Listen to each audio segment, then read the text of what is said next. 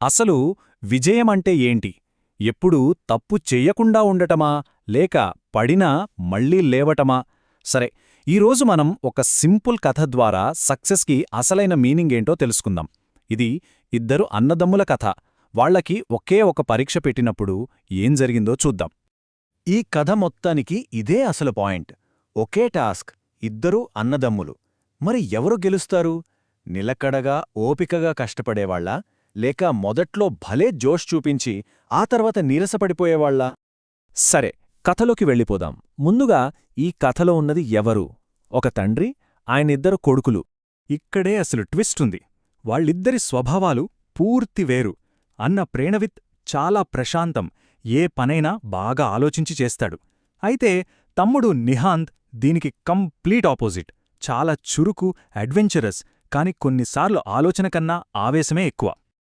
వాళ్ల నాన్న నవీన్ గారు తన పిల్లలకి ఒకటే చెప్పాలనుకున్నారు.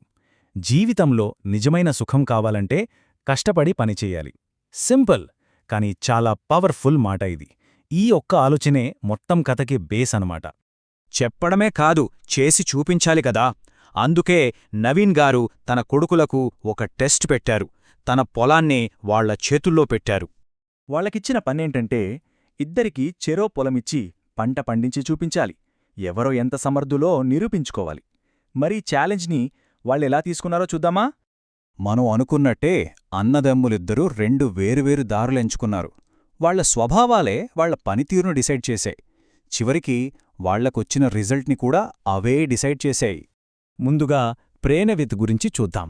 చూడండి ఎంత పద్ధతిగా చేశాడో. ఫస్ట్ పొలాన్ని నీటిగా క్లీన్ చేశాడు. తర్వాత విత్తనాల్ని చాలా జాగ్రత్తగా నాటాడు. రోజూ టైంకి నీళ్లు పెట్టాడు. అంతేకాదు, ఊరికే పనిచేయకుండా కొత్త కొత్త వ్యవసాయ పద్ధతులు ఏమున్నాయా అని కూడా తెలుసుకున్నాడు. చాలా డెడికేషన్ కదా. ఇప్పుడు నిహంత్ సంగతి చూద్దాం. దీనికి కంప్లీట్ ఆపోజిట్. పని మొదలుపెట్టినప్పుడు భలే ఉత్సాహంగా ఉన్నాడు. కాని ఆ జోష్ ఎక్కువసేపు నిలవలేదు. కొన్ని రోజులకే బోరు కొట్టేసింది. ఇంకేముంది, పొలం పని పక్కన పెట్టి ఫ్రెండ్స్తో ఆడుకోవడానికి వెళ్ళిపోయాడు. పనిని నెగ్లెక్ట్ చేయడం స్టార్ట్ చేశాడు. కొన్ని వారాలు గడిచాయి. ఇప్పుడు చూడండి, వాళ్ళిద్దరి పనితనం తేడా ఎంత క్లియర్గా కనిపిస్తుందో. ప్రేణవిత్ పొలమేమో పచ్చగా కళకళలాడుతోంది. మరోవైపు నిహంత్ పొలం మొక్కలన్నీ ఎండిపోయి నీరసంగా ఉన్నాయి. ఈ ఒక్క ఫోటో చాలు వాళ్ళిద్దరి మధ్య ఉన్న తేడా చెప్పడానికి. ఇక్కడే కథలో అసలు టర్నింగ్ పాయింట్ వస్తుంది. తన పొలం అలా ఎండిపోవడం చూసి నిహంత్కి చాలా బాధేసింది. కాని ఆ ఫెయిల్యూరే అతనికి ఒక పెద్ద పాఠం నేర్పబోతోంది. ఎండిపోయిన పొలాన్ని చూస్తూ నిహంత్ ఆలోచనలో పడ్డాడు. అన్నయ్య పొలం పచ్చగా ఉంది. నాదెందుకిలా అయింది? నేను కూడా ఉత్సాహంగానే కదా మొదలుపెట్టాను. ఎక్కడ తప్పు చేశాను అని తనలో తనే మదనపడ్డాడు. ఈ ఆలోచనే అతనిలో మార్పుకి మొదటి మెట్టు. సహాయం కోసమన్నా దగ్గరికి వెళ్లాడు నిహంత్. అప్పుడు ప్రేణవిత్ ఒక సింపుల్ కాని చాలా ముఖ్యమైన సలహా ఇచ్చాడు. రోజూ కొంచెం టైం పెట్టు, పనిని ఇష్టంగా ప్రేమతో చెయ్యి అన్నాడు. సక్సెస్ అనేది ఒక్క రోజులో రాదు. రోజు మనం పెట్టే చిన్న చిన్న ఎఫర్ట్స్తోనే వస్తుందని చెప్పకనే చెప్పాడు. అన్న చెప్పిన మాటలు నిహంత్పై బాగా పనిచేశాయి. కేవలం ఉత్సాహం ఉంటే సరిపోదు, నిలకడగా కష్టపడటం కూడా ముఖ్యమని రియలైజ్ అయ్యాడు. ఇక అప్పటినుంచి ఆటలు, ఫ్రెండ్స్ అన్నీ పక్కన పెట్టి పూర్తి శ్రద్ధతో పొలం పనిలో మునిగిపోయాడు. ప్రతి మొక్కను జాగ్రత్తగా చూసుకోవటం మొదలుపెట్టాడు. ఫైనల్లీ ఆ రోజు రానే వచ్చింది. పంట కోత సమయం.